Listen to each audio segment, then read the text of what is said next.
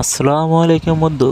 তো আজ আপনাদের নিয়ে আসলাম ক্যাফেরিও, যেটা নাম শুনে আপনারা বুঝতে পারছেন যে এটা ঢাকার ঐতিহ্যবাহী খাবারের হোটেল।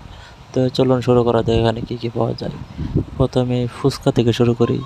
এটা হলো মহিলাদের সবচেয়ে প্রিয় খাবার ফুচকা। তারপরে চলুন, এটা হলো বিভিন্ন ভর্তা এবং সালাদের আইটেম। এখানে অনেক রকমের আইটেম আছে, তা আপনারা অবশ্যই ভিডিওতে দেখতে পাচ্ছেন।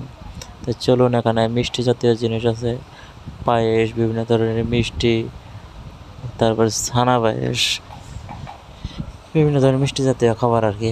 তারপরে এই যে মুখরোচক খাবার, যেটাকে আমরা ভাজাবরা বলি, এটার জন্য খাওয়ার জন্য আবার বিভিন্ন স্যুপ আছে। এই যে Thai soup, Indian soup, Bangladeshi soup, তিনটা স্যুপের আইটেম আছে।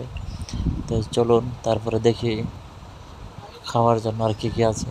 এটা হলো ফ্রাইড রাইস, তারপরে এটা হলো কাঁকড়া ভাজা, নান রুটি, তারপরে এটা চিকেন ফ্রাই, আরও বিভিন্ন ধরনের খাবার এখানে আছে। এটা সালাদের স্যুপ, তারপরে ভাত, ডাল, গরুর গোস্তর হাঁড়ি। এখানে অল টাইম গরুর গোস্ত থাকে, না থাকলে আবার দিয়ে যাবে।